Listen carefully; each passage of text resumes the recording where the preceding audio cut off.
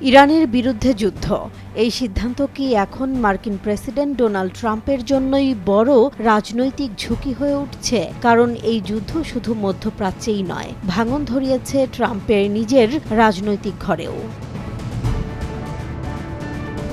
Fox নিউজের সাবেক উপস্থাপক টাকার কার্লসন, যিনি দীর্ঘদিন ধরে ট্রাম্পের ঘনিষ্ঠ সমর্থক, তিনি সরাসরি সতর্ক করেছেন প্রেসিডেন্টকে। একটি ভাইরাল ভিডিওতে তিনি বলেন, এটা ইসরায়েলের যুদ্ধ, যুক্তরাষ্ট্রের যুদ্ধ নয়। কার্লসনের দাবি, যুদ্ধ বাড়লে দেশের স্বাধীনতা কমে, মানুষের মধ্যে বাড়ে ক্রোধ ও ঘৃণা।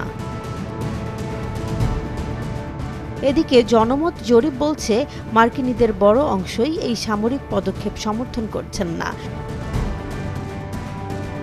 এক জরিপে দেখা গেছে, ট্রাম্পের ইরান কৌশলের বিরুদ্ধে ৫৪% মানুষ, যদিও রিপাবলিকানদের একটি বড় অংশ এখনও যুদ্ধের পক্ষে। কিন্তু বিভাজনটা পরিষ্কার। মেক আমেরিকা গ্রেট এগেইন সমর্থকদের বেশিরভাগ যুদ্ধ সমর্থন করলেও অন্যান্য রিপাবলিকানদের মধ্যে বাড়ছে সন্দেহ। আরেক জরিপ বলছে, ইরানে স্থল সেনা পাঠানোর বিরোধী ৫২% রিপাবলিকান।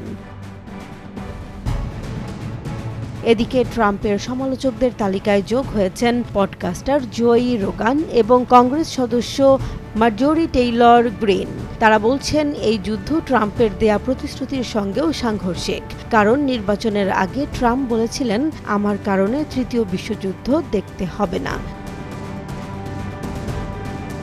তবে এখন প্রশ্ন একটাই, এই যুদ্ধ কতদিন চলবে? কারণ যুদ্ধ যদি দীর্ঘ হয়, জ্বালানির দাম বাড়ে আর মার্কিন সেনা হতাহত বাড়ে, তাহলে ইরানের যুদ্ধ শুধু মধ্যপ্রাচ্যের সংকটই নয়, হয়ে উঠতে পারে ট্রাম্পের জন্যও সবচেয়ে বড় রাজনৈতিক ঝুঁকি। জেসমিন জাহান, নিউজ ডেস্ক, জনবাণী।